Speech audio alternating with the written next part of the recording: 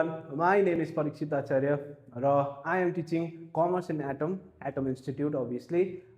See, there are three subjects of commerce. One is economics, accountancy, and in CBSE it is known as BST, and in ISC it is known as commerce itself. Okay, so basically what I will be doing today is I will be starting with economics. Obviously in the coming time हैन हामी accountancy पनि गर्ने छौं, BST commerce को पनि गर्ने छौं, तर आज चाहिँ हामी we will focus on economics portion.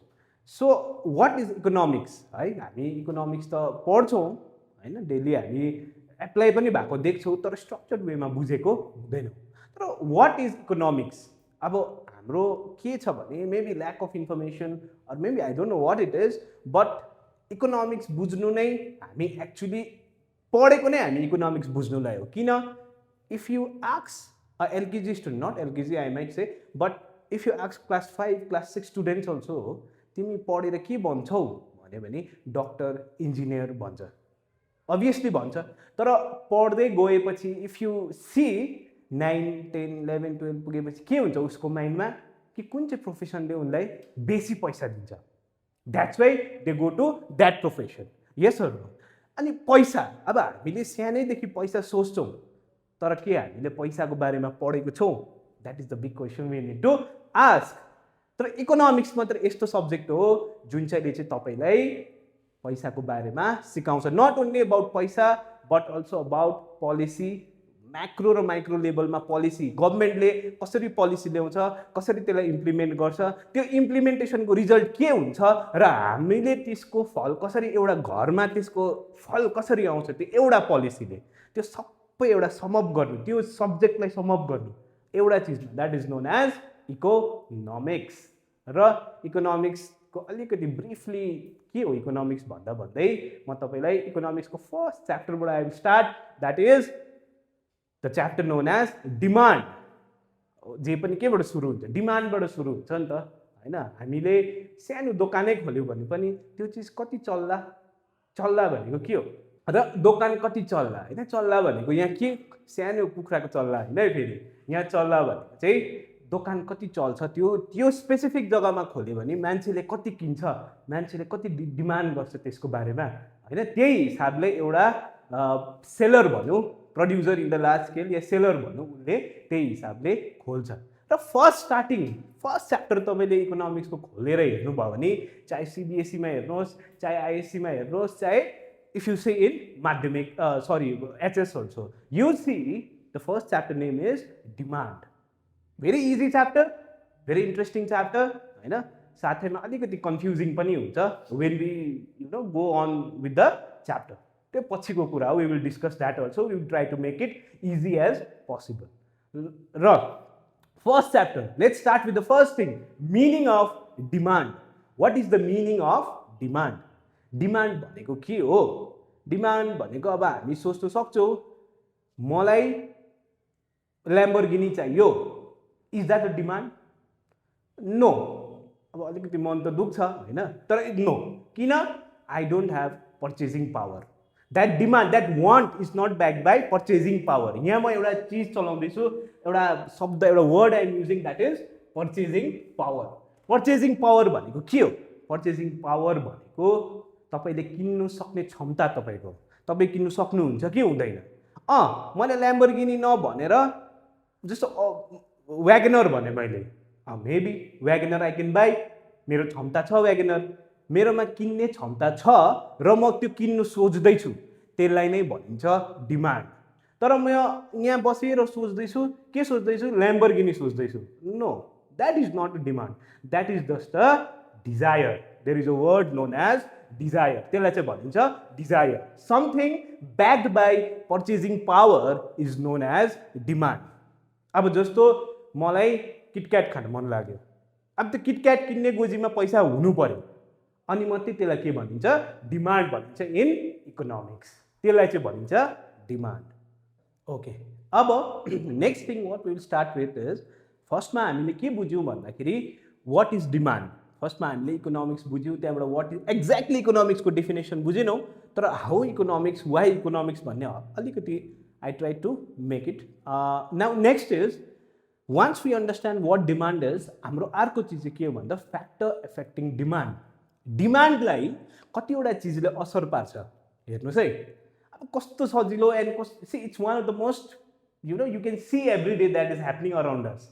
डिमान्डलाई effect पार्ने number one is price itself. How? Suppose यो दुईवटा I will take this example. एउटा दुईवटा पेन छ, यसको प्राइस इज 10 रुपिज एन्ड यसको price is 12 rupees. Where we will go? obviously we will buy this one. Why? Because if you compare this to price, अगर हामीले compare गर्यो, यदि हामीले कम्पेयर गर्यो भने यो हामीलाई सस्तो पर्दैछ यो भन्दा, र हामी कहाँ जान्छौँ? कति रुपियाँ सस्तो पर्यो? 2 रुपियाँ सस्तो पर्यो। हामी कहाँ जान्छौँ किन्न?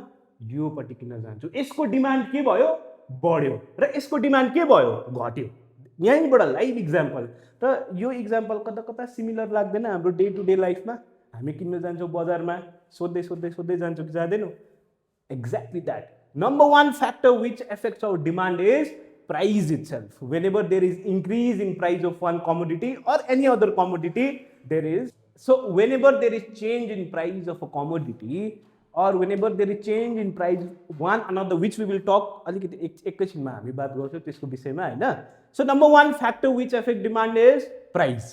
पैसा, दाम पैसा itself affects your demand। र इक्जाम्पल पनि मैले दिएँ। Number one. नम्बर टू, अहिले भन्दा भन्दै यो पनि तपाईँहरूलाई सिमिलर नै लाग्छ, कता कता देखेको जस्तो लाग्छ, आफूले फेल गरे जस्तो लाग्छ। Price of the substitute good. कस्तो सब्स्टिट्युट गुड भन्दा यही इक्जाम्पल अहिले मैले दिएँ नि, हेर्नुहोस् त। एउटाको प्राइस बढ्दाखेरि अर्कोको डिमान्ड के भयो? घट्यो कि बढ्यो? घट्यो। Suppose okay, another one is C substitute good भने मैले हैन। सब्स्टिट्युट नेम इटसेल्फ, एउटाको दाम बढ्दा अर्कोको डिमान्ड, एउटाको प्राइस बढ्दा डिमान्ड कति इफेक्ट हुन्छ? त्यसको डिमान्ड कति इफेक्ट हुन्छ? बढ्दा या घट्दा? Suppose the best example we can see is tea and coffee. Yes or no? If there is increase in price of tea, what will happen to the demand of coffee? के हुन्छ?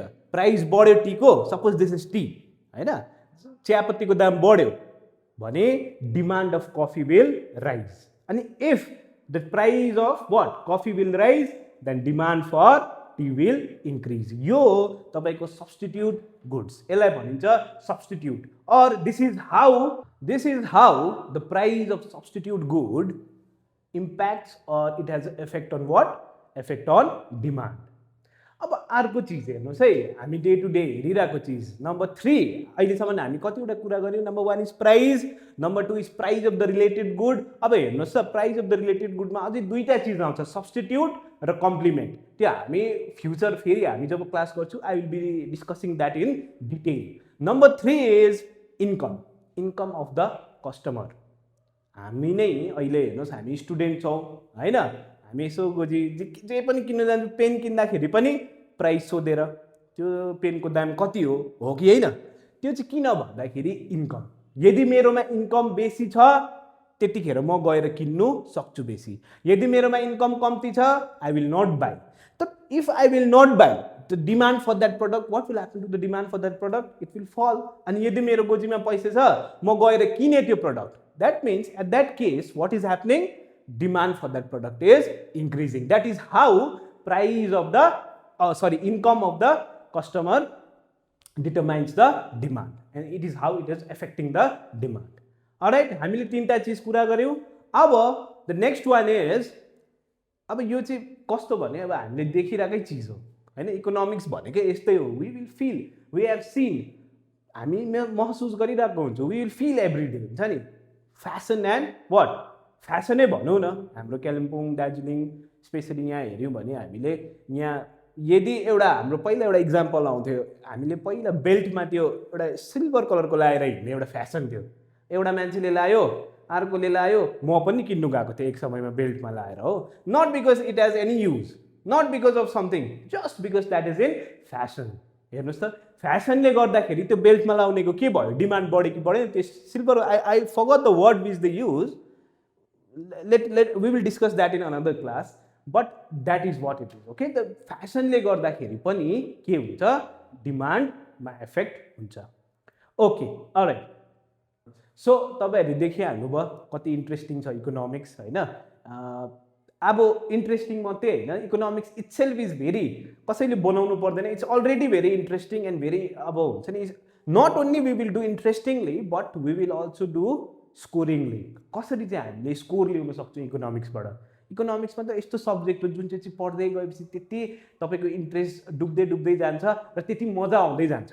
C economics is one of the major subject in the commerce हामीले जहीँबाट चाहे CBSE चाहे ISC चाहे एचएसबाट लिए पनि economics is one of the very important and major subjects. So यस्तै च्याप्टरहरू यसरी नै इन्ट्रेस्टिङ पाराले हामी पढ्दै जान्छौँ र नेक्स्ट भिडियो या नेक्स्ट क्लासमा भनौँ हामी अझै law of demand, exception to law of demand हैन, एउटा ल्याटिन वर्ड छ सिट्रस प्यारिबस भन्छ, त्यो वर्ड के हो, कसरी त्यसलाई चलाइन्छ, त्यो सब हामी नेक्स्ट क्लासमा गर्छौँ. र thank you so much for this class.